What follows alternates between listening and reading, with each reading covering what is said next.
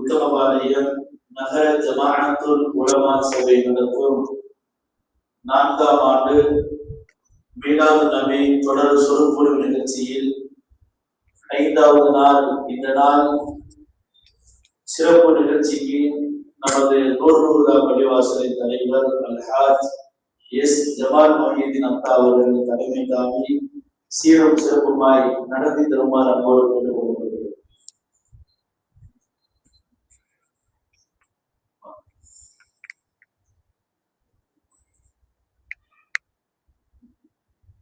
நிகழ்ச்சியின் ஆரம்பமாக நகர ஜமாஅத்துல் உலமா சபையின் செயற்குழு உறுப்பினரும் நமது ஜன்னத்துல் பஷரியா ஜும்ஆ பள்ளிவாசலின் பேஷ் இமாமுமான மௌலவி கே நசீர் முகமது யூசுஃபி ஹதரத் அவர்கள் கிராத் ஓதுமாறு அன்போடு அழைக்கிறோம்.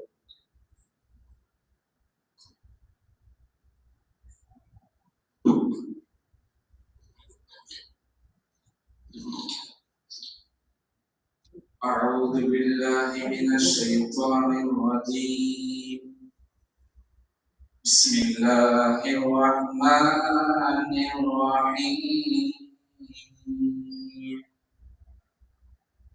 فاذكروني أذكركم واشكروني ولا تكفرون. يا أيها الذين آمنوا استعينوا بالصبر والصلاة إن الله مع الصابرين. ولا تقولوا لمن يقتل في سبيل الله أموات بل أحياء ولكن لا تشعرون. ولنبلونكم بشيء من الخوف والجوع ونقص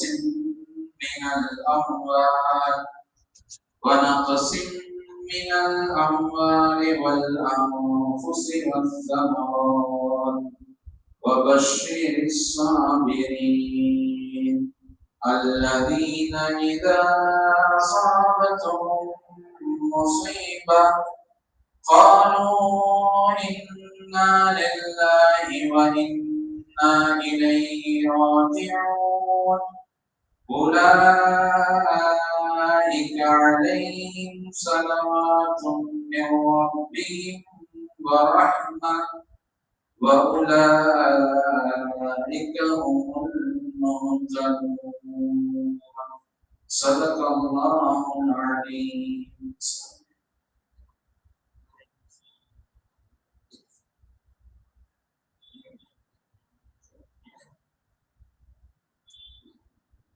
கராத்தோதி ஹதரத் அவர்களுக்கு ஜஸாக்கல்லாஹ். சபைக்குரிய ஜமாத்தார்களே, ஆண்டோர்களே, சான்றோர்களே, அன்புள்ள தாய்மார்களே, சகோதரிகளே, நபிகள் நாயகம் ரசூலுல்லாஹி ஸல்லல்லாஹு அலைஹி வஸல்லம் இந்த உலகத்தில் அவதரித்த புனித ரபியுல் அவ்வல் மாதம் பிறந்து விட்டால் ஊர் முழுக்க உலகம் முழுக்க மற்றைய காலங்களில் இல்லாத அளவிற்கு பெருமானார் ஸல்லல்லாஹு அலைஹி வஸல்லம் அவர்கள் பேசப்படுகிறார்கள், புகழப்படுகிறார்கள், நினைவு கூறப்படுகிறார்கள். அன்பானவர்களே,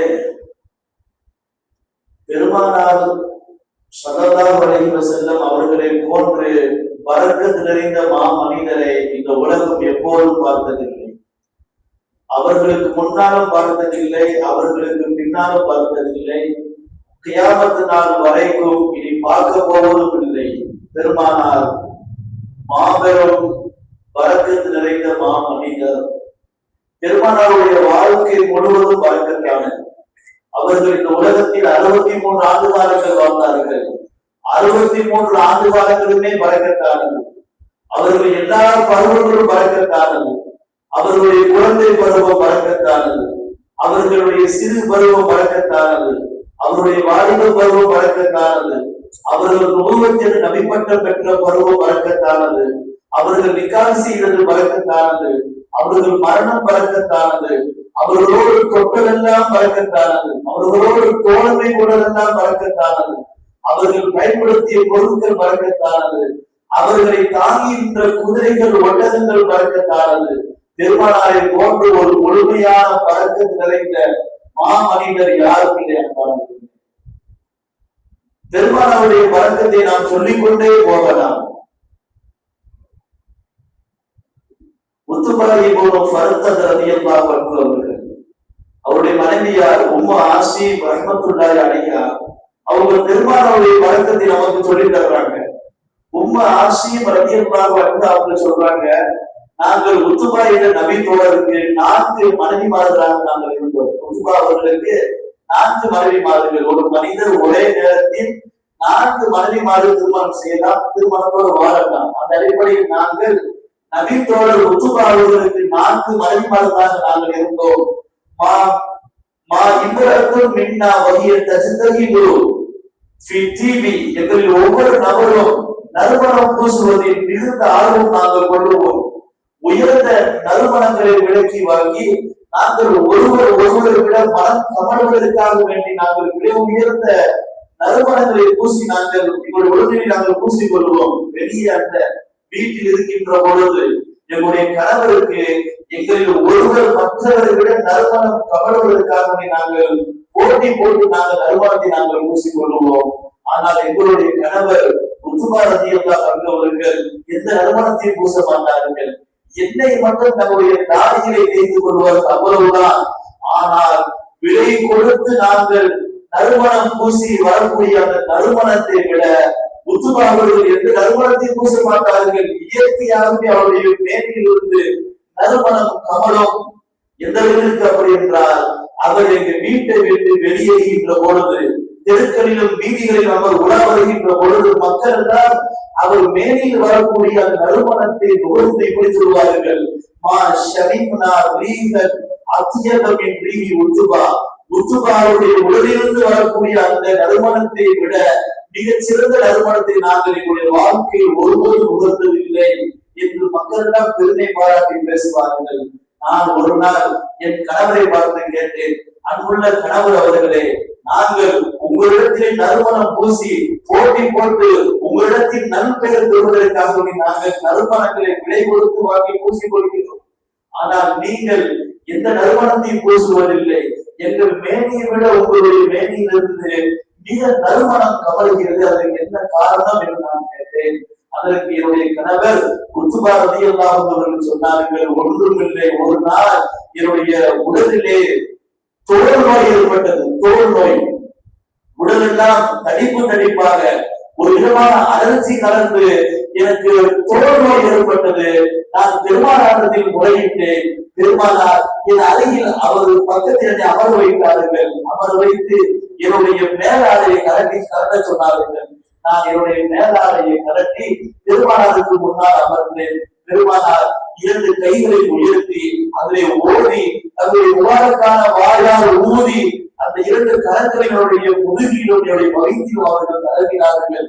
எப்பொழுது தடவினார்களோ அன்று முதல் இந்த நறுமணம் என்னுடைய உடலிலே ஒட்டி கொண்டது. அன்று முதல் இன்று வரை நான் எங்கு சென்றாலும் அந்த நறுமணம் என்னுடைய உடலிலிருந்து கமல ஆரம்பித்திருக்கிறது என்பதாக சொன்னார்கள். அப்படி என்றால் பெருமானார் தொட்ட இடமெல்லாம் வழக்க தன்மானவர்களே. எனவே பெருமானுடைய வாழ்க்கை வரலாறே வழக்க. அந்த வழக்கத்தை பெறுவதற்காக வேண்டிதான் இது போன்ற கூட்டங்கள் நடைபெறுகிறது.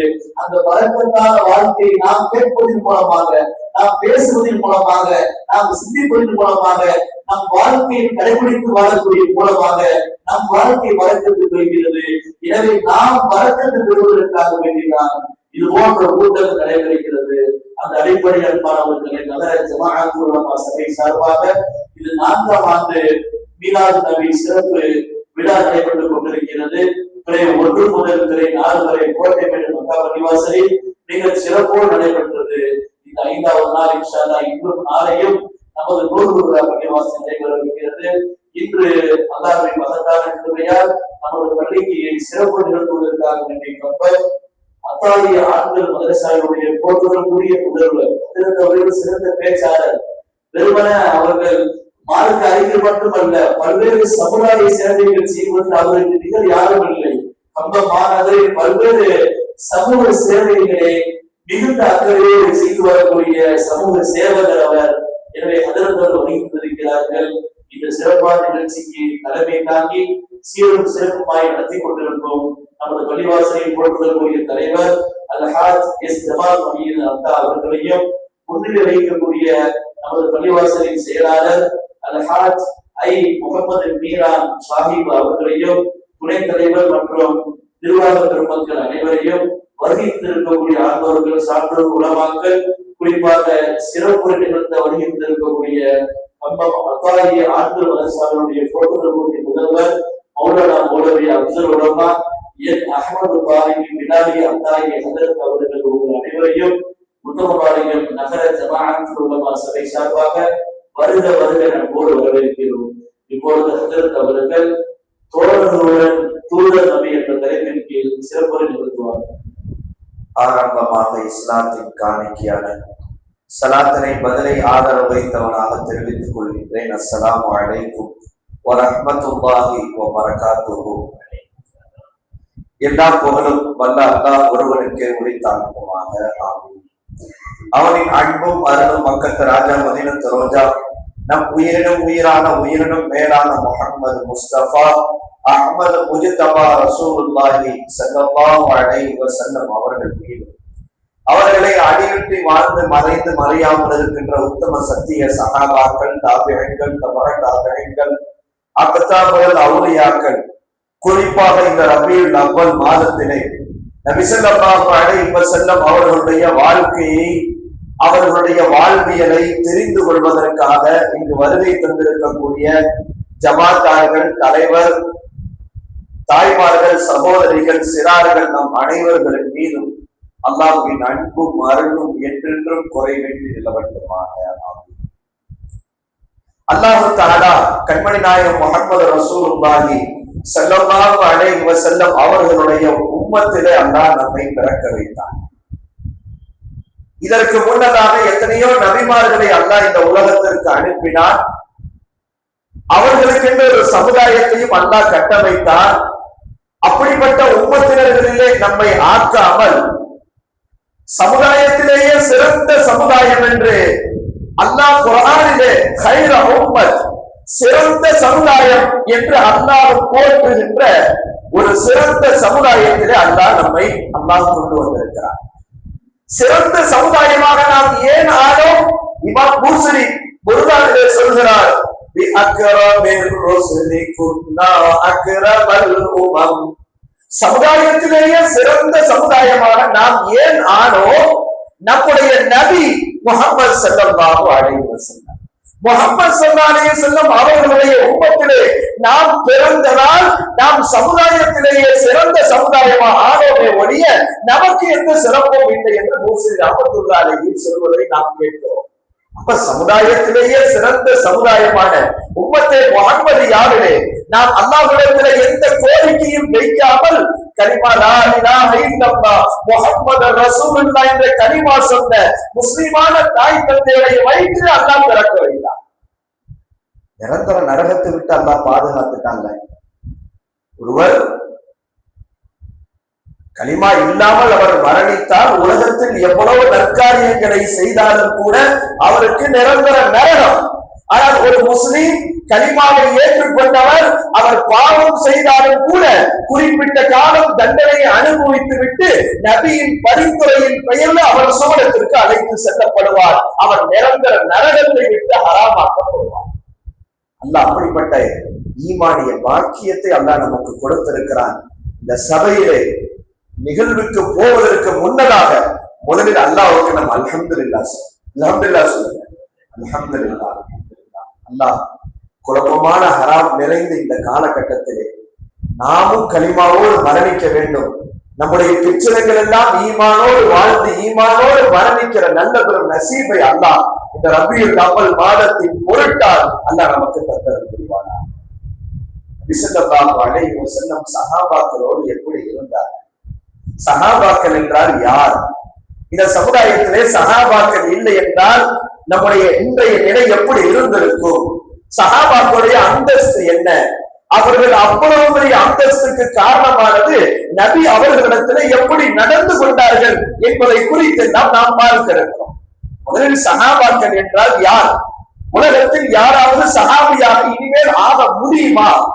உலகத்தில் ஒருவர் தொழுகிறார், 5 நேரம் தொழுகிறார், தஹஜ்ஜத் தொழுகிறார், துஹா தொழுகிறார், அவ்வாபின் தொழுகிறார், இருக்கிற அப்பட்ட நஃபில் தொழுகையும் தொழுகிறார். அவர் என்ன தொழுதாலும் அவருக்கு நாம் சொல்லுகிற பெயர் அவர் ஒரு தொழுகிறார், தொழுகிறாரு, அவர் ஒரு சஹாபி அப்படின்னு நம்ம சொல்லலாம். ஒருவர் நோன்பு வைக்கிறார், ஒரு நாள் விட்டு ஒரு நாள் நோன்பு வைக்கிறார், வருடம் முழுக்க நோன்பு, அவரை நாம் நோன்பாளி என்று சொல்வேனோ ஒழிய சஹாபி என்று சொல்ல மாட்டோம். ஒருவர் வாரி வாரி தர்மங்களை கொடுக்கிறார், தர்ம கர்த்தா என்று கொலை வண்ணல் என்று சொல்வோமே ஒழிய இந்த ஊர்ல அவருக்கு போனாலே உடனே பிரச்சனை தீந்துரும், லட்சங்களை எடுத்து வீசிடுவாரு, கோடிகளை எடுத்து வீசிடுவாரு, பல ஆயுதங்களை எடுத்து தர்மம் செய்து விடுவார். எனவே ஒரு சஹாபி என்று நாம் சொல்ல மாட்டோம். உலகத்திலே எந்த அமல்களை வைத்தும் கியாமத் வரைக்கும் சஹாபி என்கிற அந்தஸ்தை யாராலும் அடைய முடியாது. சஹாபி என்கிற அந்தஸ்து அமல்களால் அடையக்கூடியது அல்ல. யார் சஹாபி? மல்லகிய நபிய ஸல்லல்லாஹு அலைஹி வஸல்லம் முஸ்லிமா, முஸ்லிமான நிலையிலே நபியை யார் சந்தித்தார்களோ, ஓமாத்தால இஸ்லாம், இஸ்லாத்தின் மீது மரணித்தார்களோ அவர்கள்தான் சஹாபி. ஒரு சில நிமிடங்கள் நபியின் தோழமை பெற்றவர்கள் கூட நாம் எவ்வளவு அமல் செய்திருந்தாலும் நம்மை விட மேல்மக்கள் அந்த சஹாபி. பாருங்க, நபியினுடைய அந்த தோழமைக்கு இருக்கிற அந்த மதிப்பு, சஹாபி என்கிற அந்த அந்தஸ்தை கியாமத் வரைக்கும் யாரும் அடைய முடியாது. நீங்க என்ன செய்யறாங்க? சஹாபாக்கள்லாம் வேணாங்க, அவங்களை ஏன் பின்பற்றணும்? நேரா குர்ஆன் இருக்கு, ஹதீஸ் இருக்கு, நாங்க ரெண்டையும் பார்த்து பின்பற்றுவோம். சஹாபாக்கள் இடையில எதற்கு என்று பேசுகிற எத்தனையோ அறியாமையினுடைய வெளிப்பாடை பார்க்கிறோம். சஹாபி இல்லை என்றால், சஹாபாக்கள் இல்லை என்றால் இந்த குர்ஆன் நமக்கு கிடைத்திருக்காது. சஹாபாக்கள் தான் இதை குர்ஆன் என்று சொன்னார்கள், நாம குர்ஆன் நம்புகிறோம். சஹாபாக்கள் இதை ஹதீஸ் என்று சொன்னார்கள், நாம் நபியுடைய ஹதீஸ் என்று நம்புகிறோம். குர்ஆனும் ஹதீஸும் நபியின் வாழ்வியலும் நமக்கு வந்ததற்கான மிக முக்கிய காரணம் சஹாபாக்கள். அவர்கள் இல்லை என்றால் இது எதுவும் நமக்கு கிடைத்திருக்காது. இப்ப சொல்றாங்க, சஹாபாக்கள் மூலமா கிடைத்த குர்ஆன் வேண்டும், சஹாபாக்கள் மூலம் கிடைத்த ஹதீஸ் வேணும், ஆனா சஹாபாக்கள் நல்லவங்க கிடையாது. அவங்கள நம்ம ஏற்றுக்கொள்ள தேவையில்லை, அவரை நாம பின்பற்ற தேவையில்லை. நம்மள மாதிரி அவங்களும் முஸ்லீமா வாழ்ந்தாங்க, நம்மள மாதிரி அவங்களும் தொப்பி போட்டாங்க, நம்மள மாதிரி அவங்களும் பள்ளிவாசல வந்து தொழுதாங்க, அவ்வளவுதான். அது என்ன அவங்களுக்கு தனி சிறப்பு? ஏன் அவங்கள நம்ம பின்பற்றணும்? ஒரு உதாரணம் சொன்னா உங்களுக்கு புரியும். ஒருத்தர் சமையல் செய்யறது எப்படின்னு புத்தகத்தை பார்த்து சமைக்கிறார். சாப்பிட முடியுமா? அவருடைய சாப்பாடு வாயில வைக்க முடியுமா? ஆனால் ஒருவர் நல்ல சமையல் தெரிந்த ஒருவரிடத்துல பிராக்டிக்கலான சமையலை கற்றுக்கொண்டு சமைக்கிறார். அவர் சமையல் ரொம்ப சுவையா இருக்கும். ஒருத்தர் கார் ஓட்டுவது எப்படி ஒரு புக்கை படிக்கிறார். இதுதான் இப்படிதான் ஓட்டணும்னு அவரு பின்னாடி உட்கார்ந்தா அவருக்கும் முடிஞ்சிடும், நமக்கும் கதை முடிஞ்சு. ஆனா ஒருவர் பிராக்டிக்கலாக கார் ஓட்ட தெரிந்தவரோடு கார் ஓட்டுவதை பிராக்டிக்கலாக பழகி கார் பழகிறார். நல்லா ஓட்டுவார், கொஞ்ச நாளைக்கு தடுமாறும், நல்லா ஓட்டிடுவார். ஒருவர் ஆபரேஷன் செய்வது எப்படின்னு புக்கை படிச்சுட்டு ஆபரேஷன் செய்யறாரு. அவரால் ஆபரேஷன் செய்யப்பட்டவருடைய நிலைமை என்ன? ஆனால் ஒரு சீனியர் டாக்டரோடு அவர் பிராக்டிக்கலாக ஆபரேஷன் செய்வது எப்படி என்று பழகிவிட்டு ஆபரேஷன் செய்கிறார். அவர் ஆபரேஷன் செஞ்சா சக்சஸ். சஹாபாக்கள் இந்த மார்க்கெட்டை நபியிடத்திலிருந்து பிராக்டிக்கலாக கற்றுக்கொண்டு வாழ்ந்தவர். நம்மள தேரியை வச்சுட்டு உட்கார்ந்து இருக்கோம்.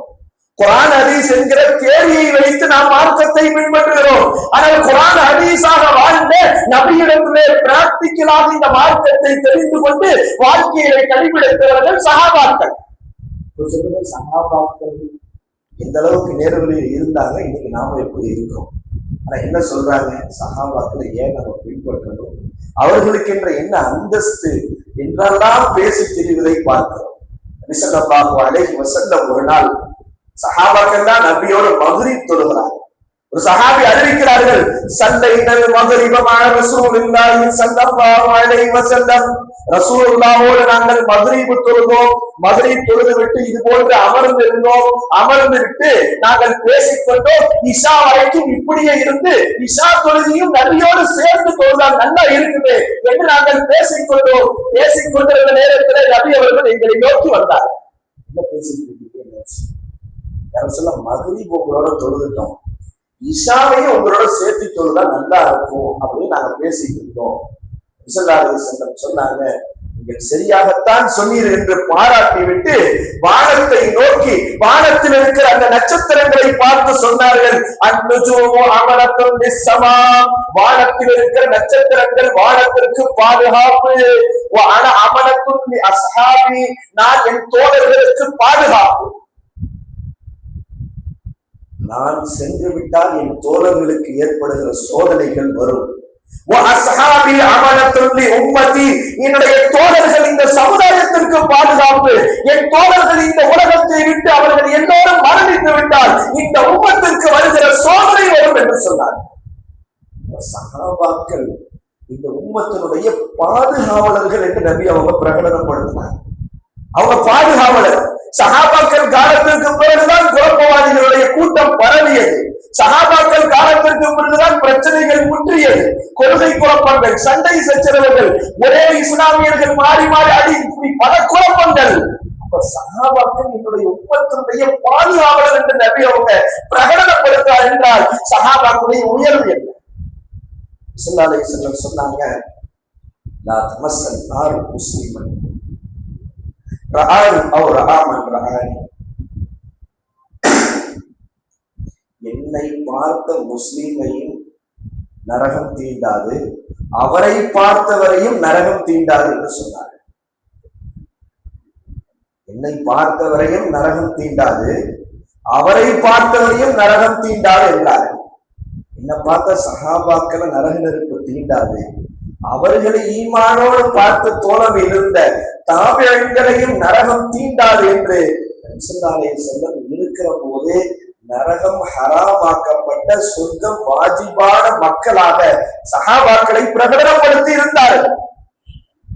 அதனால்தான் நபி ஸல்லல்லாஹு அலைஹி வஸல்லம் சொன்னார்கள், லா தசுப்பு அஸ்ஹாபி, என் தோழர்களை நீங்கள் திட்டாதீர்கள். லவ் அன்ஃபக அஹதுக்கும் மிஸ்ல வஹதின் தஹபா மா பலக முத்த அஹதின் வலா நஸீஃபஹு. என்னுடைய சஹாபாக்களில் ஒருவர் உஹது மலை அளவு தானியங்களை அல்லாஹ்வுடைய பாதையில் அவர் செலவழித்தால், அதாவது நம்மல்ல ஒருத்தர், நம்மிலே ஒருவர் உஹது மலை அளவு தானியங்களை அல்லாஹ்வுடைய பாதையிலே செலவழித்தாலும் ஒரு சஹாபி ஒரு கைப்பிடி அளவு, ஏன் அரை கைப்பிடி அளவு அல்லாஹ்வுடைய பாதையிலே கொடுத்ததற்கு சமமாகாது என்றார்.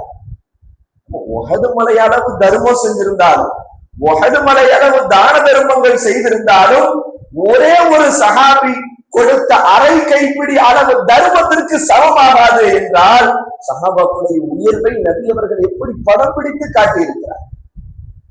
ஒரு நாள் அலி ரலியல்லாஹு கூஃபாவுடைய பள்ளிவாசல்ல அமர்ந்திருக்கிறாங்க. கூஃபாவுடைய பள்ளிவாசல்ல அமர்ந்திருக்கிறாங்க. அப்படி அமர்ந்திருக்கிற போது சயீத் இப்னு ஸைத் என்கிற சஹாபி அவங்க அறிவிக்கிறாங்க, முகீரத் இப்னு ஷுஅபான்றவங்க கூஃபாவுடைய பள்ளிவாசல்ல அமர்ந்திருக்கிறாங்க.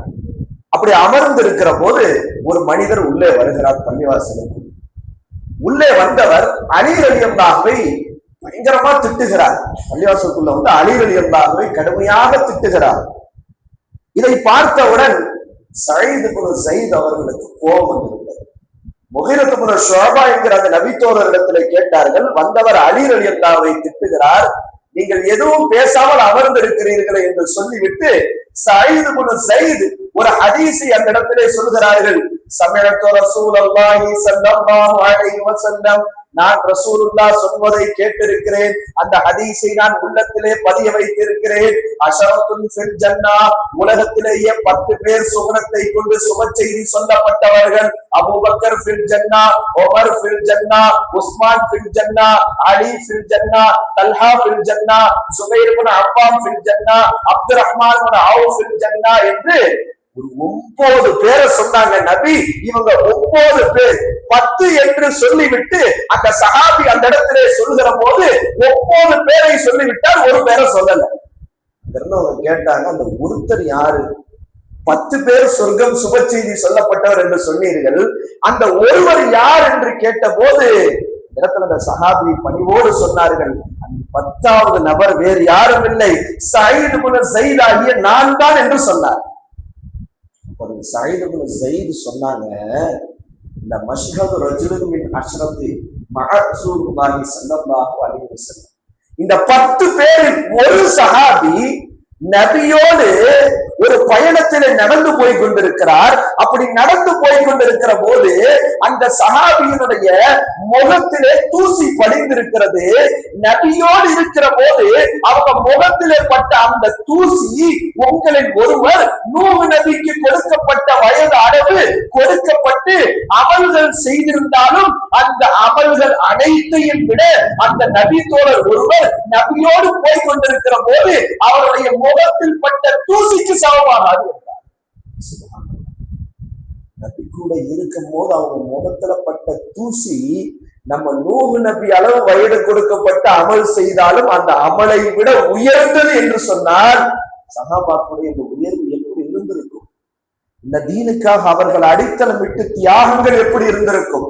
அவர்களுடைய ரத்தங்கள் இந்த தீனுக்காக எப்படி அர்ப்பணமாக இருக்கும்? சரி, இப்படி ஒரு கூட்டத்தை சஹாபாக்கள் உருவாக்குனாங்கல்ல, இது என்னமோ பைத்தியக்காரத்தனமான ஒரு அன்பு, ஒரு பிடிப்பு அவங்களுக்கு வந்துச்சா? எப்படி உருவாச்சு? நபி உருவாக்குனாங்க. அவங்க ஒரு கட்டமைப்பை உருவாக்குனாங்க. சஹாபாக்கள்கிட்ட அவங்க நடந்து கொண்ட முறையும் சஹாபாக்களிடத்தில் அவர்கள் நடந்து கொண்ட முறைதான் அவர்களை சஹாபாக்களாக மாற்றியது, இந்த தீனுக்கான உரமாக ஆக்கியது. நம்ம எப்படி நடந்துக்கிறோம்? கூட இருக்கிறவங்களை சஹாபாக்கள்கிட்ட நபி அவங்க எப்படி நடந்துகிட்டாங்க? இன்னைக்கு பார்த்தா கொஞ்சம் காசு பணம் வந்துருச்சுனாலும் அது ஒரு பொறுப்பு, ஒரு அதிகாரம் வந்துட்டா நடக்கிறதுல இருந்து பேசுறதுல இருந்து பழகிறதுல இருந்து எல்லாம் மாற்றமாயிடும். நேற்று வரைக்கும் நம்மள ஒருத்தரா வந்திருப்பாரு, அவருக்கு திடீர்னு ஒரு போஸ்டிங் கிடைச்சிருக்கும், அப்படின்னு பார்ப்பாரு, ஒரு கெத்தா, ஒரு திமிரா, நான் முன்ன மாதிரி கிடையாது, நான் இந்த பொறுப்புல இருக்கிறேன், எனக்கு இந்த மாதிரிலாம் இருக்கு என்று ஒரு அகம்பாவம் வருவதை பார்க்கிறோம். நான் நபி ஸல்லல்லாஹு அலைஹி வஸல்லம் மிகப்பெரிய நபியாக இருந்தாலும் சஹாபாக்களிடத்துல எப்படி நடந்து கொண்டார், இதைத்தான் நம்ம இன்னைக்கு பார்க்க போறோம். ஒரு 10 விதமாக இதை பிரிக்கிறார். நபி ஸல்லல்லாஹு அலைஹி வஸல்லம் அவ்வளவு பெரிய தலைவராக ஒரு பிஸியாக இருந்தாலும் கூட சில நேரங்கள்ல சஹாபாக்களிட்ட நகைச்சுவையாக நடந்து கொண்டார், நகைச்சுவையாக பழகினார்கள். யதார்த்தமான பேச்சுகளிலே நகைச்சுவை என்றால் அவர்களுடைய மனதை துன்படுத்தும் விதமாக, அவர்களை தரக்குறைவுபடுத்தும் விதமான நகைச்சுவை அல்ல, பொய் அல்ல. சில நேரங்கள்ல நபி அவங்க பேசுறது ஒரு நகைச்சுவையினுடைய வெளிப்பாடாக, அது எதிர்நெருக்கருடைய மனசை கஷ்டப்படுத்தாத வகையில் நபி அவங்க பழகினாங்க. ஒரு நாள் ஒரு சஹாபி வந்து கேட்டாங்க, யார் ரசூலல்லாஹ், எனக்கு ஒரு வாகனம் வேணும், வாகனம் இல்லாம இருக்கு, எனக்கு ஒரு வாகனம் வேணும், எனக்கு வாகனத்தை கொடுத்தா நீங்க நல்லா இருக்கும், எனக்கு உதவி செய்யுங்க. நபி சொன்னாங்க, உனக்கு ஒரு ஒட்டக குட்டியை வாகனமாக ஏற்றி செல்ல தருகிறேன் என்று சொன்னாங்க. டக்குன்னு ஒட்டக குட்டி அப்படின்றோன்னு அந்த மனிதர் ரொம்ப கவலையாயிட்டாரு. யார சொல்ல, ஒட்டக குட்டியை வச்சு நான் என்ன செய்யறது? ஒட்டக குட்டியை வச்சு நான் என்ன செய்ய, எப்படி வாகனத்துல பயணிக்கிறது? நபி சிரிச்சுக்கிட்டே சொன்னாங்களா, ஒட்டகங்கள் எல்லாமே பெண் ஒட்டகங்களின் குட்டி தானேன்னு கேட்டாங்க. ஒட்டகங்கள் எல்லாமே ஒரு பெண் ஒட்டகத்தின் குட்டி தானே, அதைத்தான் நான் சொன்னேன். அவர் ஒட்டக குட்டின்னு சொன்னாங்க, நபி வாகனத்திற்கு தயார் இல்லாத ஒரு சின்ன குட்டியை கொடுத்துருவாங்கன்னு அவர் நினைச்சாரு. ஆனா நபி சொன்னாங்க, ஒரு பெண் ஒட்டகத்தின் குட்டி தானே இன்னொரு ஒட்டகம் என்று நபி சொன்னாங்க. இதுல பொய் இல்லை, கலப்படம் இல்லை, ஒரு அற்புதமான அவரோடு இணங்கி பழகிற ஒரு நகைச்சுவை தன்மை. ஒரு வயசான அம்மா வந்தாங்க நபிட்ட. ஒரு அம்மா வந்தாங்க, யார் ரசூலல்லாஹ், சொர்க்கத்துக்கு போகணும், அதுக்காக துஆ செய்யுங்க. கிளவி அந்த அம்மா. நபி சொன்னாங்க, கிளவி சொர்க்கத்துக்கு போக முடியாதுன்னாங்க. நம்ம அழுக ஆரம்பிச்சிருச்சு, பயங்கரமா தேம்பி தேம்பி அழுகுது. யார் ரசூலல்லாஹ் கிளவி சோளத்தில் நுழைய முடியாது என்று சொல்லிவிட்டீர்களே என்று அழுத போது நபி சிரிச்சுட்டு சொன்னாங்க, ஏம்மா நீ கிளவியா போக மாட்ட, சொர்க்கத்தில் போகிற போது குமரியா போவ. நான் அதை சொன்ன நீ தப்பா விளைஞ்சிட்டு நீ அழுத, அதுக்கு நான் என்ன செய்யறது? அல்லாஹ் குர்ஆன்ல சொல்றான், இன்னா அன்ஷஅனாஹுன்ன இன்ஷாஅ வஜஅல்னாஹுன்ன அப்காரா. இளம் வயது உள்ளவர்களாக அல்லாஹ் ஆணையும் பெண்ணையும் சுவனத்திற்கு நுழைய செய்வார். நீ கிளவியா தான் போக மாட்ட, ஆனா நீ குமரியா மாற்றப்பட்டு சொர்க்கத்திற்கு போவதா. நபி சஹாபாக்களோட அப்படி ஃப்ரீயா பேசக்கூடிய அமைப்பு, யாரையும் தரக்குறைவா நினைக்கல. நம்ம அதுதான் புரியணும். நபி எப்படி சஹாபாக்களை அரவணைச்சிருக்காங்க பாருங்க. ஒரு சஹாபி ஒருத்தவங்க இருந்தாங்க, அவங்க பேரு ஜாஹிர் அப்படின்னு பேரு. ஒரு கிராமத்து வாசி. ஒரு கிராமத்து வாசி எப்படி இருப்பாரு? அப்படியே ஒரு மாதிரி இருப்பாரு. அவருடைய பேச்சு நடையெல்லாம் ரொம்ப கலவக்கலா இருக்கு. அவர் என்ன செய்வாரு, கிராமத்திலிருந்து வரும்போதெல்லாம் நபிக்கு ஏதாவது ஒரு அன்பளிப்பும் வாங்கிட்டு வருவார். ஒரு நாள் நபி ஸல்லல்லாஹு அலைஹி வஸல்லம் சந்தைக்கு போறாங்க. அந்த ஜாஹிர் அவர் சந்தையில தன்னுடைய பொருட்களை வித்துக்கிட்டு இருக்கிறார். நபி ஸல்லல்லாஹு அலைஹி வஸல்லம் அவருக்கே தெரியாம பின்னாடி போய் அவருடைய கண்களை தன் கைகளால் மூடிக்கொண்டு நெருங்கி நிற்கிறார்கள். யாருக்கு தெரியுதா அப்படின்னு கேட்கிறார். யாருன்னு எனக்கு தெரியல, விடுங்க அப்படின்றாரு அவரு. ஆனா கொஞ்ச நேரம் பார்த்தா அது நபின்னு அவருக்கு தெரிஞ்சிருச்சு. நபியினுடைய உடலும் அவருடைய உடலும் அப்படியே ஒட்டி இருக்கிறது. அவர் இதுதான் சாக்குன்னு அப்படி நல்லா ஒட்டி தெரியாத மாதிரியே ஆக்ஷன் பண்றாரு. நபி ஸல்லல்லாஹு அலைஹி வஸல்லம் சொன்னார்கள், இந்த அடிமையை யார் வாங்கி கொள்கிறீர்கள் கேட்டார். சந்தையில இந்த அடிமையை யார் வாங்கி கொள்கிறீர்கள் என்று கேட்ட போது அந்த கிராமத்து வாசி சொன்னார், யார் ரசூலல்லாஹ், அப்படி என்றால் என்னை ஒன்றும் இல்லாதவன் என்று சொல்கிறீர்களா, நான் எதற்கும் தகுதி இல்லாதவன் என்று சொல்கிறீர்களா என்று அவர் கேட்ட போது நபி சொன்னாங்க, மக்களிடத்திலே வேண்டுமானால் நீ தகுதி இல்லாதவனை போன்று பார்க்கப்படலாம், நீ அல்லாஹ்விடத்திலே மதிப்பு மிக்கவன் என்று சொன்னார். ஒரு சாதாரண சந்தையில விற்கக்கூடிய ஒரு கிராமத்து வாசிட்ட கூட, அந்த சஹாபிட்ட கூட நபி நெருங்கி பழகினாங்க. அந்த நெருங்கி பழகி அவங்களை அரவணைச்ச அரவணைப்பு தான் இந்த தீனுக்காக தங்களை அர்ப்பணித்துக் கொள்ள வேண்டும் என்கிற வேட்கை அவர்களுக்கு உருவாயி. இதெல்லாம் ஒரு மாய மந்திரம்லாம் கிடையாது. அந்த ஆளு அப்படித்தான் அரவணைக்கணும். ஒரு தலைவர் அப்படியே அரவணைக்கணும். ஒரு சமுதாயத்தினுடைய அமைப்பை அப்படியே அரவணைக்கணும். எல்லோரோடும் இணங்கி பழக வேண்டும். அவர்களுடைய எல்லா அரவணைப்பு தான் அவர்களை இந்த சமுதாயத்திற்கான வழிவகையாக அமையும். மூணாவது சொன்னாங்க, யாராவது பாவம் செஞ்சுட்டு சகாபாக்கள் வந்தா நம்ம எப்படி வெறுக்கிறோம்? அவனை குடியார பையன், அவனை இந்த வாசல் பக்கத்துல கூட வர விட்டுறாதீங்க. மோசமானவன். பாவம் செஞ்சுட்டு நம்ம அவளியா வரதான் நினைச்சுக்கோங்களேன். சில பேருக்கு அந்த தங்களுடைய கடந்த காலத்தை மறந்துடுவாங்க. திடீர்னு தொழுகையாளியா மாறுவாங்க. திடீர்னு பேணிக்கு மிக்கவெல்லாம் மாறுவாங்க. இது மாறுறதனுடைய விளைவு என்னன்னா, மற்றவங்களெல்லாம் குறைவா பார்க்கக்கூடிய என்ன உருவாங்க. அல்லாஹ் பாதுகாக்க யாரையும் நம்ம குறையா பார்க்க முடியாது. நபி ஸல்லல்லாஹு அலைஹி வஸல்லம் பாவம் செய்யறவங்களையும் அரவணைச்சு மன்னிச்சு அவங்களுக்கு புரிய வேண்டிய விதத்துல புரிய வச்சாங்க. சஹாபாக்கள் எப்படி வழி நடத்திருக்காங்க பாருங்க. சுப்ஹானல்லாஹ். ஒரு இளைஞர் வர்றாரு, ஒரு வாலிபர் நபி இடத்துல வர்றார். வந்து சொல்கிறார், யார் ரசூலல்லாஹ், நான் விபச்சாரம் செய்வதற்கு எனக்கு அனுமதி தாருங்கள் என்கிறார். இமாம்கிட்ட விபச்சாரம் செய்யறதுக்கு கொஞ்சம் அனுமதி கொடுங்கன்னு கேட்டா என்ன ஆகும்?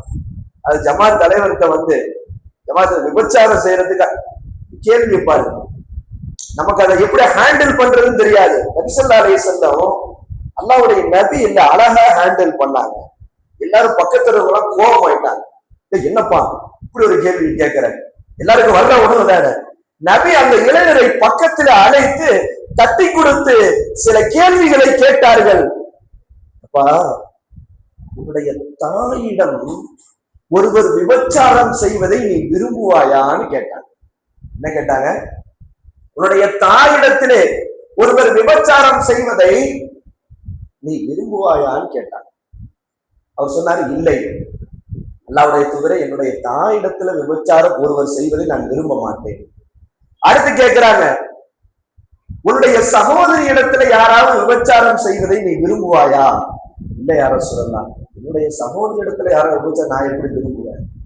உன்னுடைய மனைவி இடத்துல யாரும் விபச்சாரம் செய்வதை நீ விரும்புவாயா?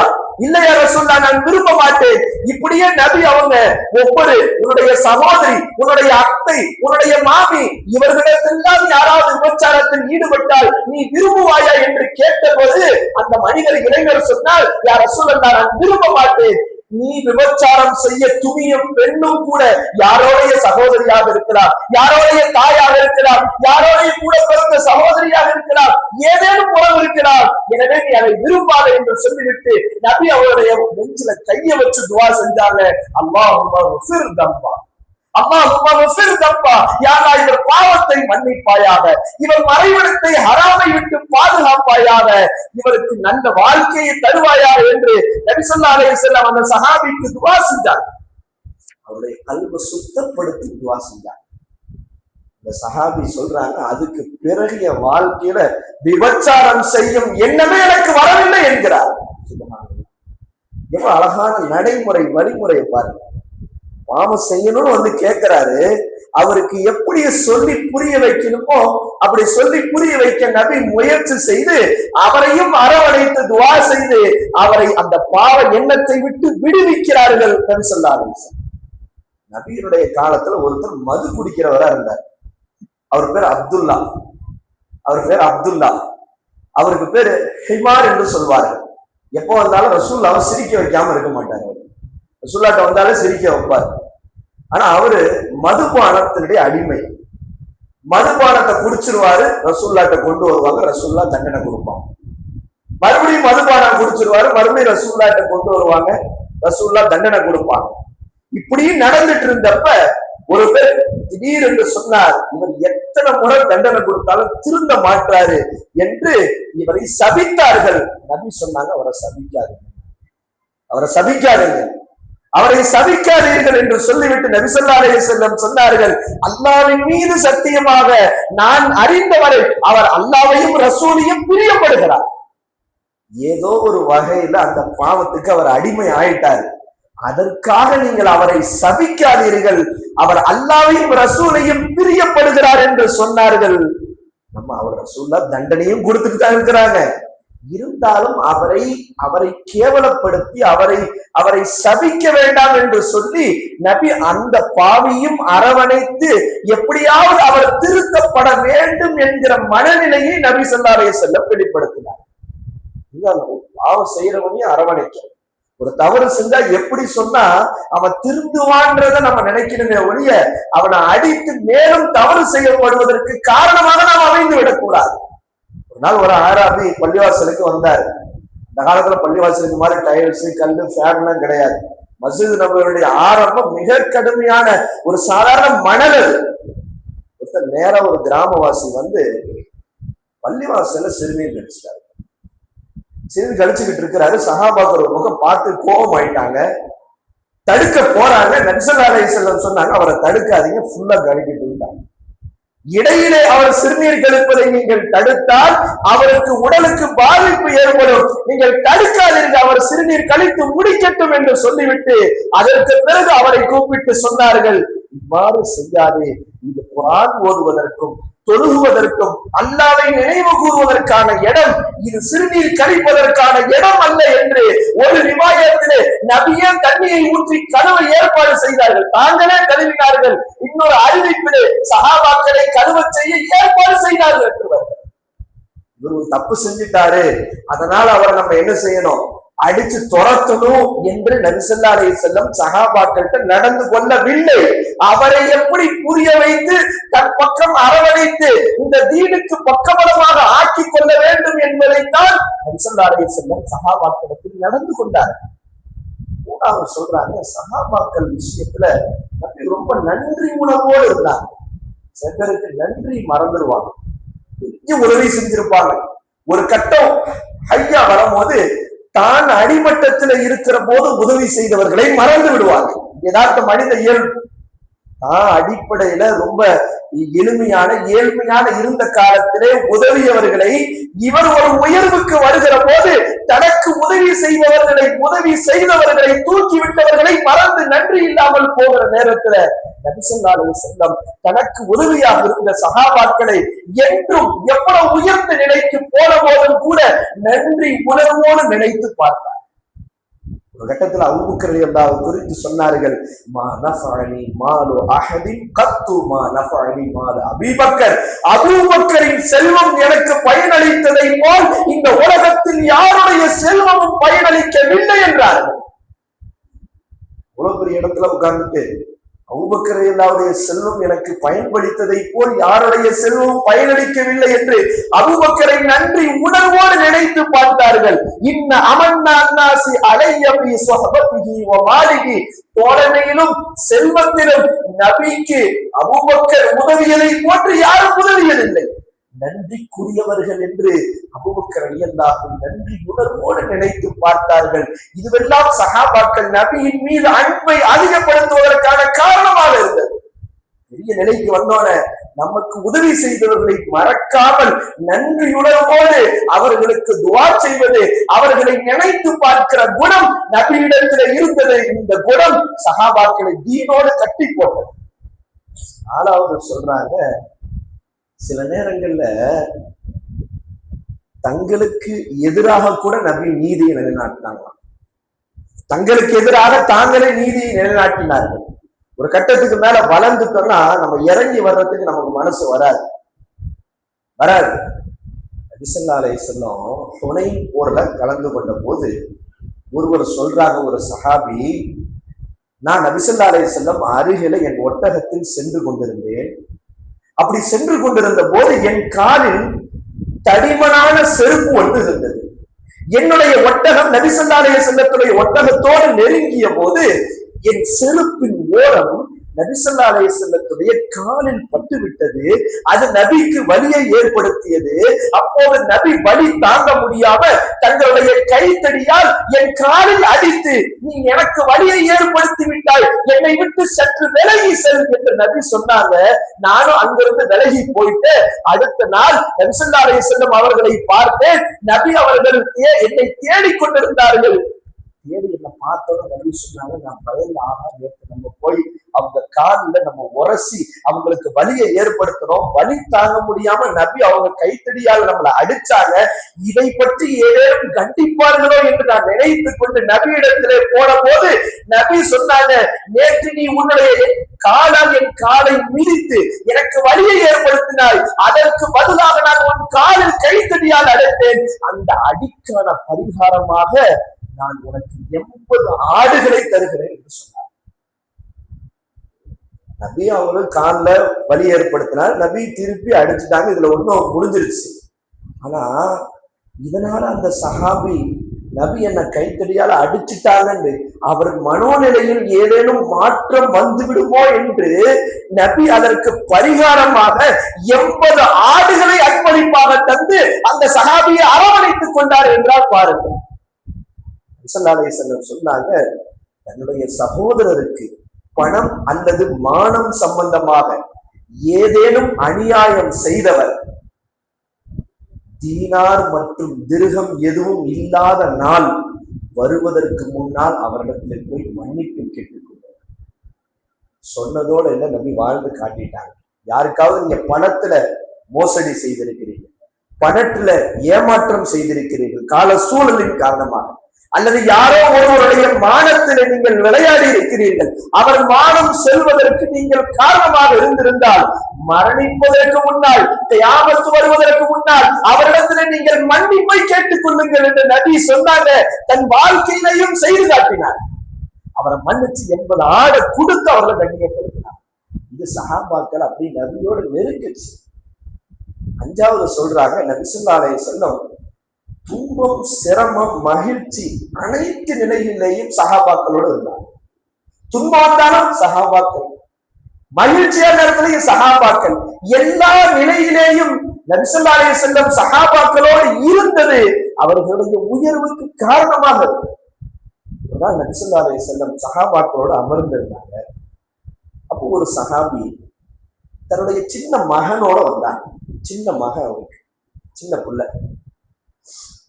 அந்த வந்த சஹாபிக்கு மகன் மேல ரொம்ப பாசம்.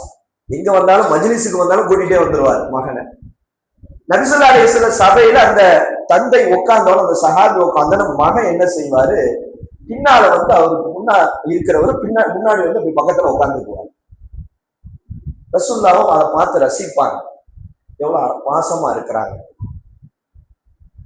ஒரு நாள் அந்த சஹாபியனுடைய மகன் இறந்துடுறாங்க, சின்ன பிள்ளை இறந்துடுறாங்க. மஜ்லிஸுக்கு அந்த சஹாபி வரவே இல்லை. நபி ஸல்லல்லாஹு அலைஹி வஸல்லம் கேட்கிறாங்க, இந்த சஹாபி தான் சின்ன மகனோட சபைக்கு வருவாரே அவர் எங்கே என்று கேட்கிறார்கள். பாருங்க, ஒரு சஹாபி மஜ்லிஸுக்கு பள்ளிவாசலுக்கு வரலைனாலும் அவர் ஏன் வரல, என்ன காரணம், என்ன பிரச்சனைன்னு கேட்கிறாங்க.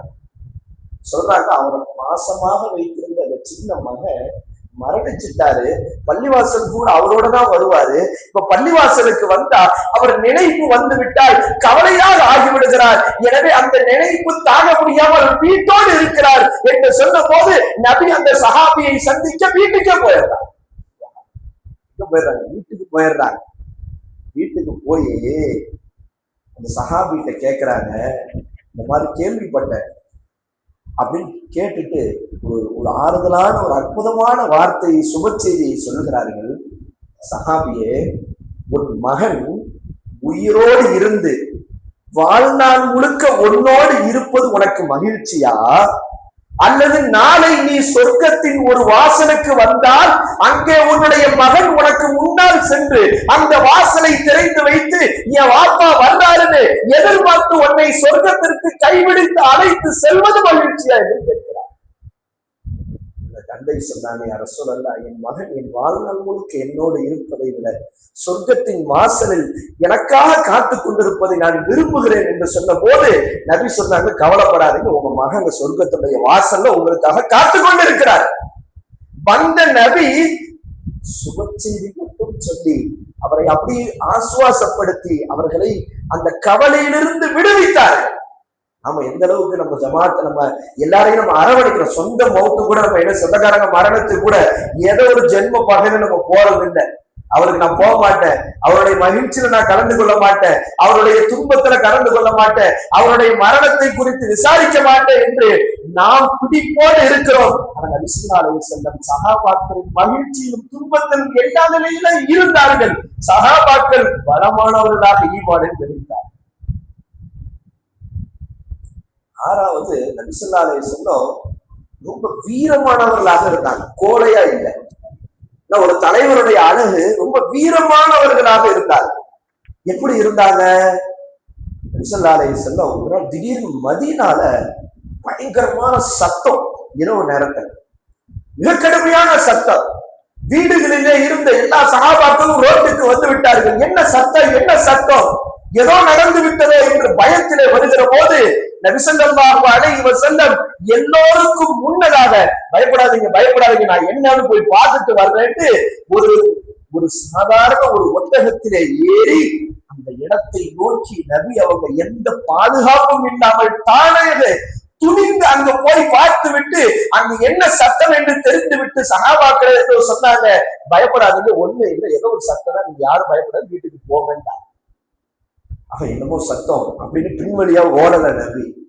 சஹாபாக்கெல்லாம் சத்தத்தை கேட்டு பயந்து நடுங்கி இருக்கிற போது நபி துணிந்து எந்த சஹாபாக்களின் துணை இல்லாமல் தானே அங்கு போய் அந்த சத்தம் என்ன ஏது என்று தெரிந்து கொண்டு சஹாபாக்களை பயப்படாதீர்கள் என்று ஆசுவாசப்படுத்தினார்கள். ஒரு தலைவன் என்பவன் தான் பயப்படாமல் கோழைத்தன்மையாக இல்லாமல் பிரச்சனைகள் வருகிற போது அதை துணிந்து பேஸ் பண்ணுகிற ஆற்றல் மிக்கவர்களாக நபி இருந்தாங்க.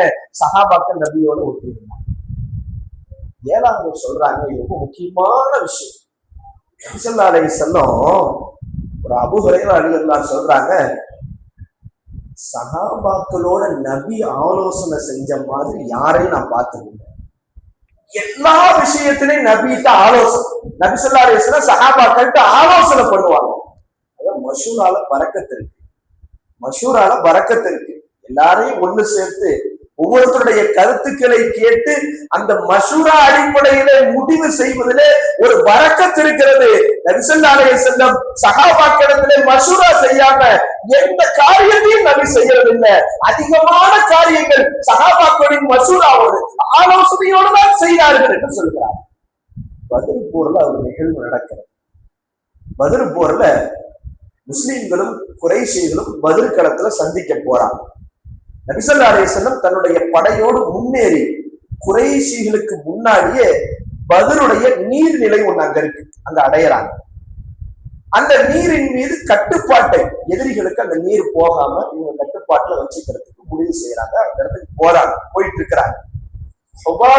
முன்கதிர் அப்படின்னு உந்திர் அப்படின்னு ஒரு சஹாபி, யார சொல்லா நம்ம முன்னாடி போறவே முந்திக்கிட்டு, குறைசி காப்பிர்கள் வருவதற்கு முன்னால் முந்தி போவது இந்த அல்லாவுடைய கட்டளையா அல்லது உங்களுடைய போர் யுக்தியான்னு கேட்கிறாங்க. சொன்னாங்க இது அல்லாவுடைய கட்டளை, என்னுடைய போர் யுக்தி என்று சொன்ன போது என்கிற சஹாபி நபி ஸல்லல்லாஹு அலைஹி வஸல்லம் மரியாதையா சொன்னாங்க, யார் ரசூலல்லாஹ், இந்த இடம் நாம தங்குறதுக்கு பொருத்தமான இடம் இல்லை. இன்னொரு திட்டத்தை சொல்றேன், நாம எதிரிகளுக்கு மிக அருகில் உள்ள நீர்நிலைக்கு செல்வோம். எதிரிகள் எந்த நீர்நிலைக்கு அருகில் இருக்கிறார்களோ அந்த நீர்நிலைக்கு அருகில் நாம் செல்வோம், அங்கே நாம் முகாமிடுவோம்.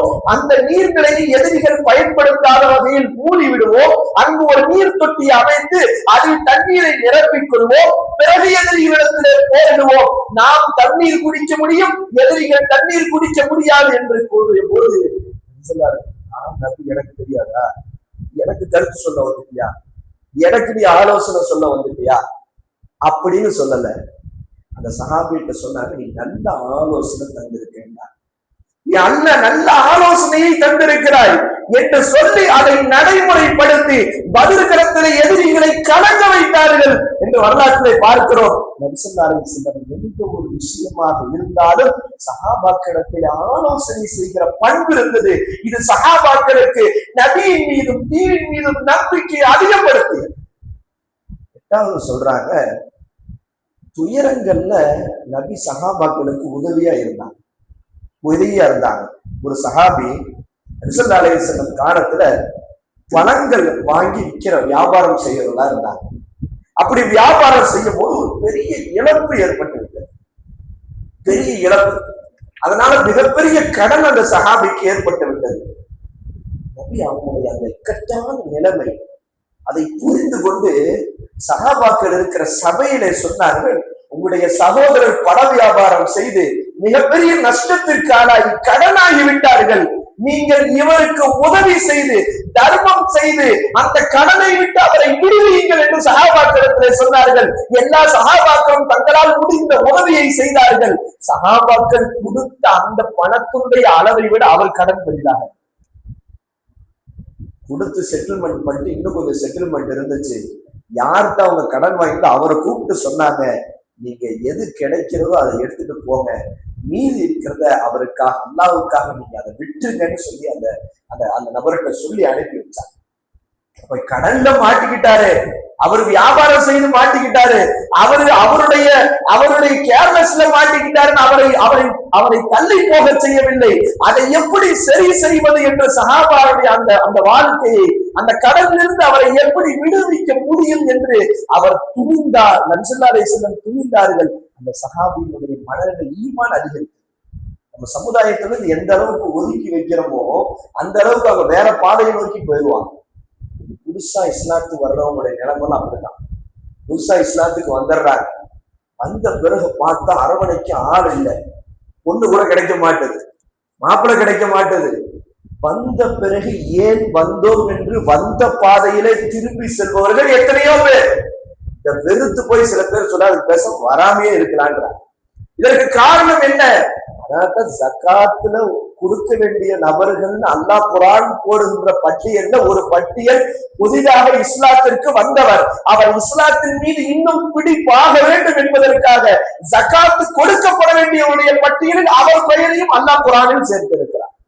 எதுக்கு சொல்றதுன்னா, துயரமான நேரத்தை நம்ம கூட போய் நின்றாதான் அவங்களுக்கு பிடிப்பு வரும், ஈமான் பலம் வரும், ஜமாத்தின் மீது நம்பிக்கை வரும், இஸ்லாமியர்கள் மீது நம்பிக்கை வரும், நமக்கு உதவும்.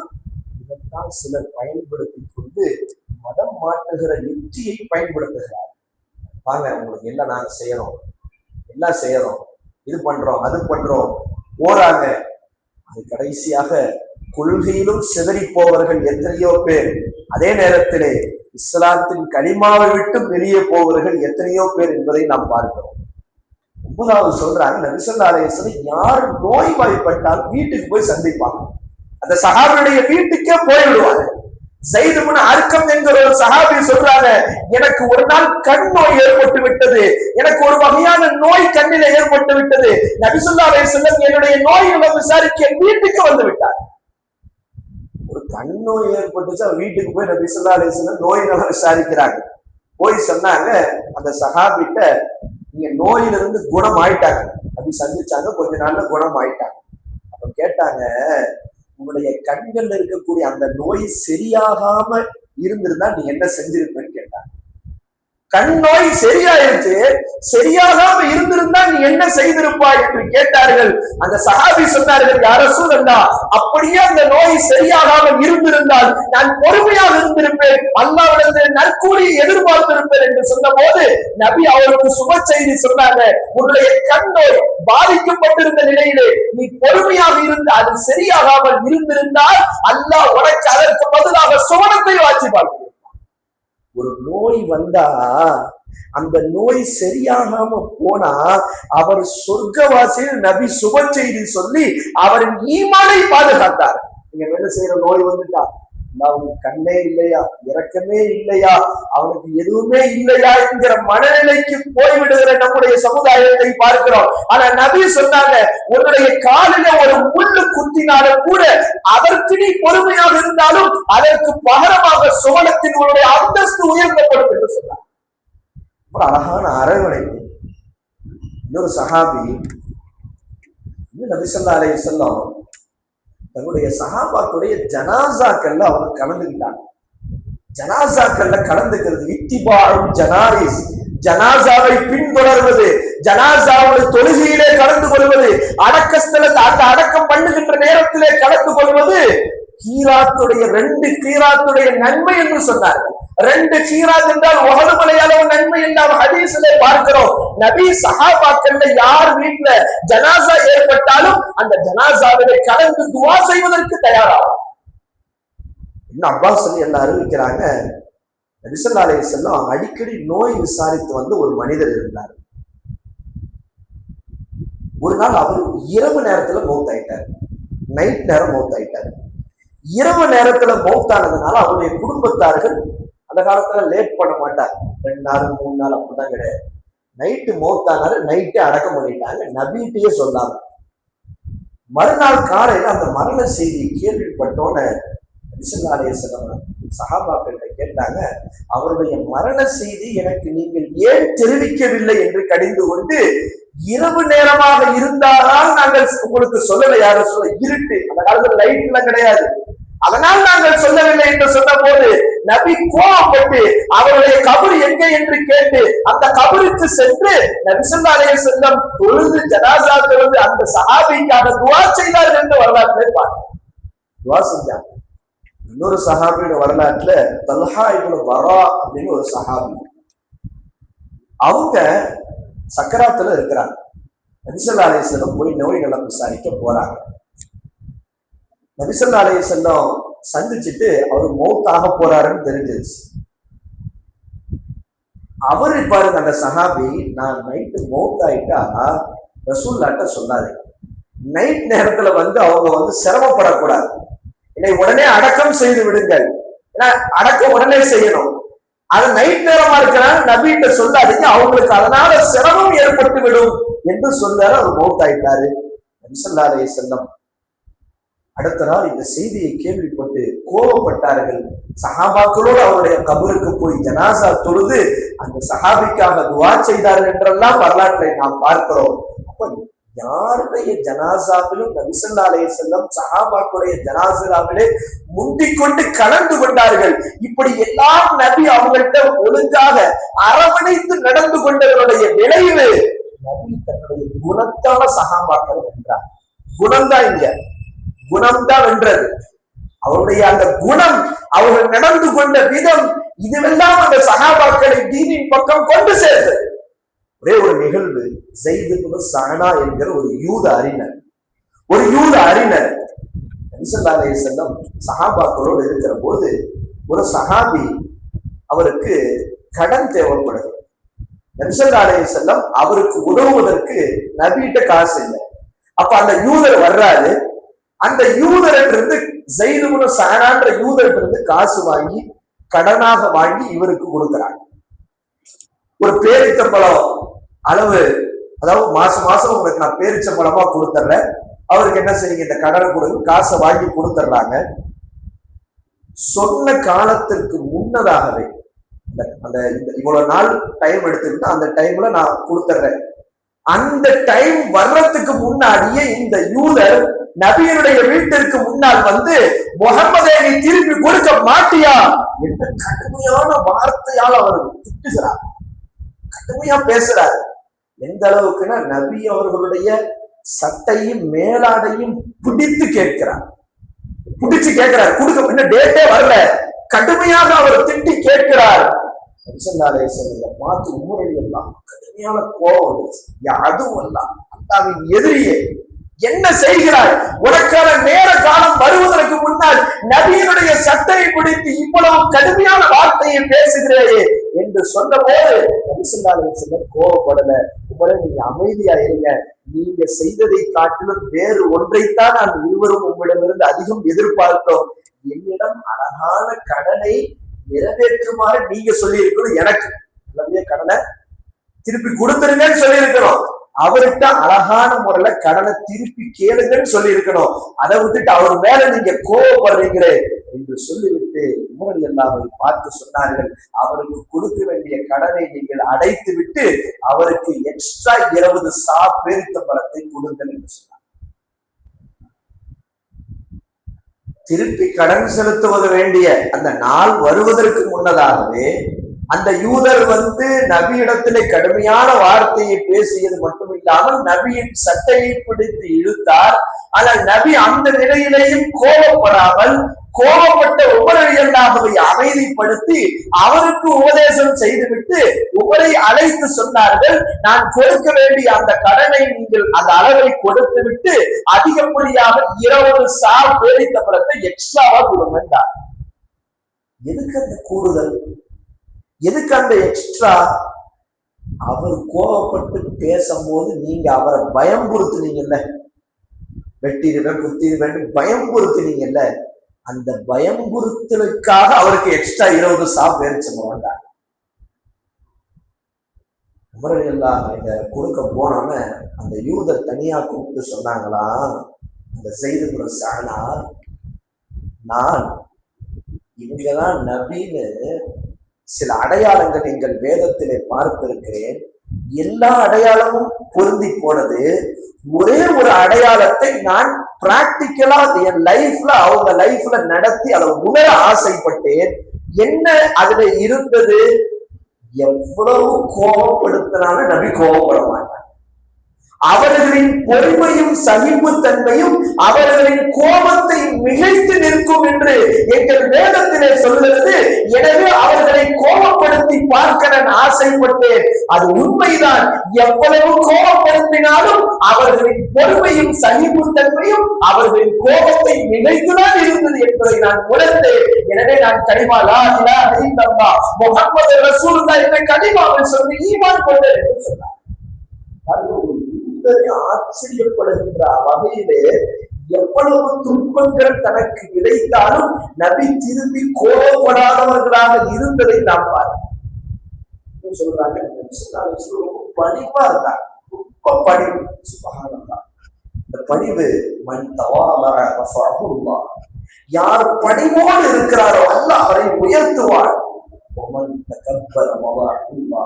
யார் பெருமை அடித்து திரிகிறார்களோ அல்லாஹ் அவர்களை தாழ்த்துவார் என்று நபி சொன்னாங்க.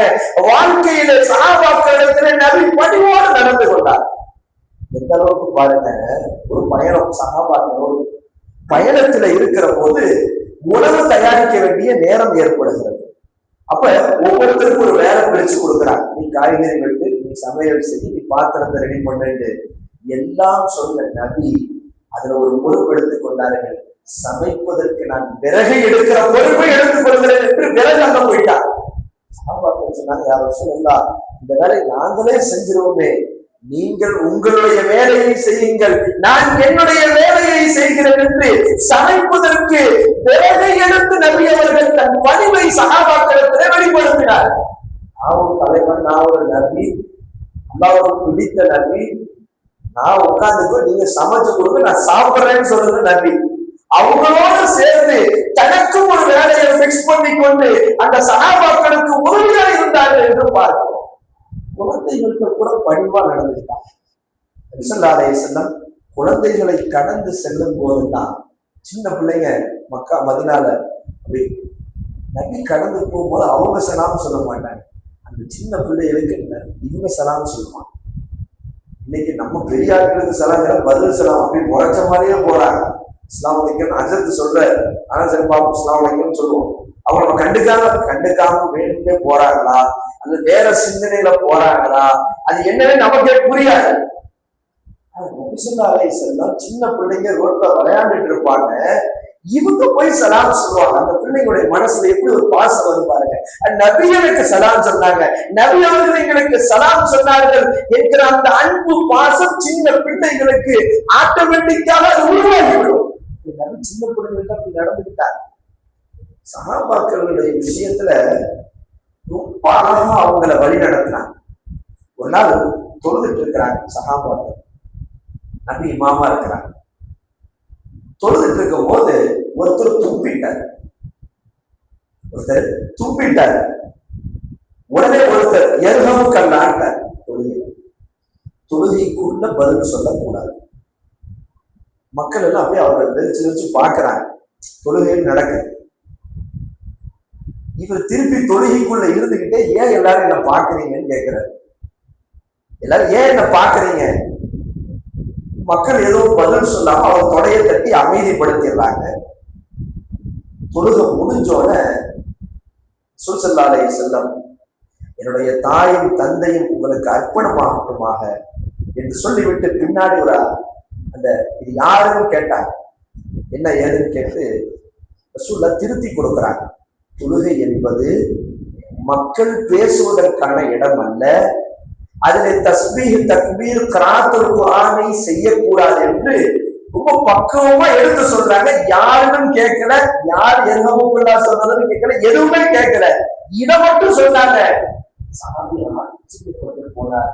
நபி மாதிரி ஒரு ஆசிரியரை இதுக்கு முன்னாடியும் பார்த்ததில்லை, இதுக்கு பின்னாடியும் பார்க்க போவதில்லை. நான் ஒரு தவறை செய்திருந்தேன், அது யார் செய்தார் என்று கூட கேட்டுக்கொள்ளாமல் அது சரியானது இல்லை என்பதை தொழுது முடித்தவுடன் சஹாபாக்களுக்கு புரிய வைத்தார்கள். ஒரு தவறை கூட எப்படி சின்ன பிள்ளைங்க வருவாங்க, அவங்களுக்கு என்ன தொழுகை வேண்டிப்பா எதுவும் தெரியாது, ஒரே அடி தொழுகையில வந்திருக்கா பேசிக்க அதோட போயிடும். பள்ளிவாசல் போனா அடிக்கிறாங்க, வயசான தாடி வச்சவங்க என்ன செய்யறாங்க, பெரிய ஆட்கள் அது இவங்க யாரும் அடிக்கிறாங்க திட்டுறாங்க, அவன் அடுத்து பள்ளிவாசல் பக்கமே வரமாட்டான். ரொம்ப அழகான முறையில ஒரு சஹாபி பக்கத்துல ரசூலுல்லாஹ் பக்கத்துல வந்து சாப்பிட்டுட்டு இருக்கிறாங்க. சின்ன உள்ள தட்டை போட்டு அப்படி ஒரு மாதிரி சாப்பிட்டு இருக்கிறாங்க. ஸல்லல்லாஹு அலைஹி வஸல்லம் அந்த சின்ன பிள்ளைகிட்ட சொன்னாங்க, யா குலாம், சின்ன மகனே, சம்மில்லா பிஸ்மில்லா சொல்லுப்பா, வகுல் பியமீனிக், உன் வலது கரத்தை கொண்டு சாப்பிடு, வகுல் மிம்மா யலீக், உனக்கு முன்னால் இருப்பவற்றிலிருந்து சாப்பிடு என்று ஒரு சின்ன பிள்ளைக்கு அழகா பாசமா கூப்பிட்டு அறிவுரையை சொல்கிறார்கள் நபி ஸல்லல்லாஹு அலைஹி வஸல்லம். இப்படி நபி அவர்களுடைய அந்த வாழ்க்கையினுடைய அந்த யதார்த்தத்தை பார்த்தால் சுபஹானல்லாஹ், சஹாபாக்களை அவர்கள் வழி நடத்தி அந்த வழி நடத்தல் தான் அவர்களை இந்த தீனுக்கான ஒரு தூணா, இந்த தீனுக்கு தியாகம் செய்யக்கூடியவர்களா, கியாமத் வரைக்கும் அவர்களை நினைவு கூறத்தக்க மக்களாக ஆக்கியதை ஒழிய எதையும் திணிக்கல, கரடுமுரடாக நடந்து கொள்ளவில்லை. அல்லாஹ் அதைத்தான் குர்ஆனில் சொல்கிறார், நபியே நீங்கள் கடினமாக இல்லாமல், கடின உள்ளம் படைத்தவர்களாக இல்லாமல், கடும் வார்த்தைகளை பேசுபவர்களாக இல்லாமல், அல்லாஹ்வுடைய ரஹ்மத்தின் காரணமாக அவர்களிடத்திலே நீங்கள் மென்மையாக நடந்து கொண்டீர்கள். ஒருவேளை நீங்கள் கடின வார்த்தையில் பேசுபவர்களாக, கடின போக்குடையவர்களாக நீங்கள் இருந்திருந்தால் உங்களை விட்டு அவர்கள் விரண்டோடி இருப்பார்கள். ஆனால் நீங்கள் அப்படி இல்லை, அவர்களை மன்னித்தீர்கள், நளினமாக நடந்து கொண்டீர்கள், மென்மையாக நடந்து கொண்டீர்கள். அவர்கள் சஹாபாக்களாக இந்த தீனுக்கு, இந்த மார்க்கத்திற்கு ஒரு தூணாக அர்ப்பணமானார்கள் என்பதை அல்லாஹ் குர்ஆனில் பதிவு செய்கிறான். எனவே நாம் நமக்கு கீழே இருப்பவர்களிடத்திலே நபி எப்படி சஹாபாக்களிடத்திலே இருந்தார்கள், வழிநடத்தினார்கள், அவர்களை அரவணைத்தார்கள், அவர்களுடைய துன்பங்களிலும் மகிழ்ச்சியிலும் எல்லா நிலைகளையும் அவர்களை அரவணைத்தார்களோ, அப்படி நம்ம வீட்டுல நம்ம கீழே இருக்கிற பிள்ளைகளை அப்படி அரவணைக்கிற, அவர்களை தூக்கி விடுகிற, அவர்களை அழகான முறையிலே வழிநடத்த வேண்டிய கட்டாயத்தில் இருக்கிறோம். அது இன்னைக்கு கொஞ்சம் கடினமா சொன்னாலும் திருப்பி என்ன ரிஃப்ளெக்ஷன் வந்து ஒரு ஆசிரியரால ஒரு உஸ்தாதால மாணவன்ட்ட என்ன செய்ய முடியல, கடுமையாக நடக்க முடியாது, அடிக்க முடியாது, திட்டவும் முடியாது. திருப்பி அவன் என்ன செஞ்சிருவான், திட்டிடுவான். ரொம்ப பக்குவமாக நாம் வழி நடத்த வேண்டிய சமுதாயத்தின் காலத்தின் கட்டாயமாக இருக்கிறது. நாம் சரியாக வழி நடத்தா விட்டால் வேற்றார்கள் வழிநடத்தி தங்கள் பக்கம் ஈர்த்து கொள்வார்கள். எனவே எல்லாம் அல்லாஹ் தஆலா சஹாபாக்களை வழிநடத்தியதை போன்று நம்முடைய சமுதாயத்தை நாம் வழிநடத்த வேண்டும். எல்லா விதத்திலேயும் ஈமான் கொண்டவர்களை நாம் அரவணைக்க வேண்டும், உதவ வேண்டும். அவர்களுடைய பக்கபலமாக நாம் இருக்கும் பட்சத்திலே அல்லாஹ் நம்முடைய வாழ்க்கையை மிகச் சிறப்பானதாக ஆக்குவானாக. ரபியுல் அவ்வல் மாதத்திலே அதிகம் சலவாத்துகளை போடக்கூடிய நபியினுடைய நற்குணம் மிக்க வாழ்க்கையை வாழக்கூடியவர்களாக அல்லாஹ் உங்களை என்னையும் ஆக்கி அருள் புரிந்து நாளை கண்மணி நாயகம் ஸல்லல்லாஹு அலைஹி வஸல்லத்துடைய ஷஃபாஅத்தோடு நபியோடு சோழத்தில் இருக்கிற நசீபையும் நபியினுடைய பொற்கரத்தினால் அவளும் கௌசர் என்கிற தண்ணீர் தடாகத்தில் தண்ணீர் புரவக்கூடிய நசீபை அல்லாஹ் உங்களுக்கும் எனக்கும் தந்தல் புரிவானாக. வாய்ப்பு வழங்கிய உத்தவபாளையம் சபைக்கும் அஸ்ரத் அவர்கள் வேண்டும் மிக்கவர்கள் பயானுடைய ஆரம்பத்தில் என்ன ரொம்ப உயர்வாக சொன்னாங்க. அல்லாஹ் அதை ஆமீனாக்கணும், அபூல் செய்யணும், இஸ்திகாமத்தை கொடுக்கிற வாழ்க்கையில பேரும் புகழ் என்பது நிரந்தரமானது அல்ல. இஸ்திகாமத்தான தீனுடைய பணி செய்யக்கூடிய தௌஃபீக்கை அல்லாஹ் தஆலா அஸ்ரத் அவருடைய துஆ வழக்கத்துல அல்லாஹ் தந்தல் புரிவானாக. என்னை போன்ற சிறிய ஆளு, வேற ஊருக்காரனா சொல்ல போனா வேற ஊருக்காரன், வல்லப்பட்டி ஊருக்கான ஒரு புது ஊர்ல வந்து ஒரு கல்லூரி ஆரம்பித்து மிகச்சிறப்பாக நடைபெறுகின்ற இந்த நேரத்துல என்னை போன்ற சிறிய ஆளுங்களை இது போன்ற வாய்ப்புகளை அமைத்து கொடுத்து எங்களுக்கும் பேசுவதற்கான அந்த கட்டமைப்பை அமைத்து கொடுக்கக்கூடிய அசரத் அவங்க சிறப்புக்குரியவர்கள். தொடர்ந்து அவங்க என்ன செய்யறாங்க, மேடை ஏற்றி அழகு பார்க்கிறாங்க. அல்லாஹ் தஆலா ஒரு சிறந்த செயல் வீரர் ஜமாத் தொடர்பாளருக்கு உத்தவபாளையத்துல தொடர்ந்து வாராந்திர பயான், அடிக்கடி பயான் நிகழ்வுகள் நடைபெறுவதற்கு மிக முக்கிய காரணம் நம்ம அப்துல் காதர் அசரத் அவங்க. அல்லாஹ் தஆலா அவர்களுக்கு எல்லா விதமான வளர்ச்சியும் நடத்தியும் நீண்ட ஆயுளையும் அல்லாஹ் தஆலா தந்தல் புரிவானாக. அவர்களுக்கு ஒத்துழைப்பான இந்த பள்ளியினுடைய தலைவர் அவர்கள் ரொம்ப சீதவி அவ்வளவு ஒத்துழைப்பு செய்து இந்த பள்ளியில தொடர்ந்து, பள்ளி சின்னதோ பெருசுன்றது முக்கியம் இல்லை, அந்த தீன் பணி நடைபெறுவதுதான் முக்கியம். மிகப்பெரிய பள்ளி கடலூர் மாவட்டத்தெல்லாம் போய் பார்த்தீங்கன்னா நேற்று ஐயம்பேட்டை போன கடலுமாறு பள்ளி கட்டி வச்சிருக்காங்க, தெருவுக்கு 2 பள்ளி. ஆனால் நம்ம பள்ளி பெரியது, வினாரா பெரியது, குப்பா பெரியது என்று முக்கியம் அல்ல, அங்க தொழுகையாளிகளும் தீன் சார்ந்த விஷயங்கள் நடைபெறுவதுதான் முக்கியமே ஒழிய பள்ளி விசாலம் ஜோதியா இருக்கின்றது முக்கியம் அல்ல. கியாமத்தின் அடையாளம் பள்ளி பெரிதாக இருக்கும், ஆனால் நேர்வழிக்கும் அந்த பள்ளிக்கும் சம்பந்தம் இருக்காது என்று நபி சொன்னாங்க. அப்படிப்பட்ட பள்ளிவாசலாக நம்முடைய பள்ளி ஆகாமல் நல்ல ஜமாத் கட்டமைப்போடு மொஹல்லாவாசிகளுடைய ஒத்துழைப்போடு நிறைய பயான் நிகழ்வுகள் இந்த சமுதாயத்தை வழிநடத்தக்கூடிய நிகழ்வுகள் நடைபெறுகின்ற ஒரு சிறந்த ஒரு முன்மாதிரி இடமாக நம்முடைய பள்ளிவாசலை அல்லாஹ் ஆக்கி அருள் புரிவானாக. அஸ்ஸலாமு அலைக்கும் வரஹ்மத்துல்லாஹி வபரகாத்துஹு.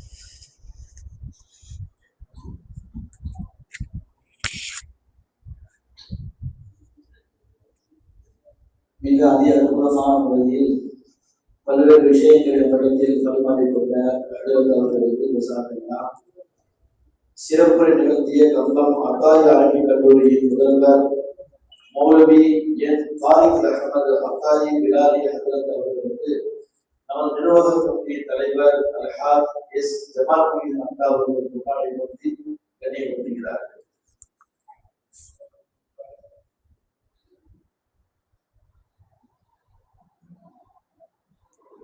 நாளை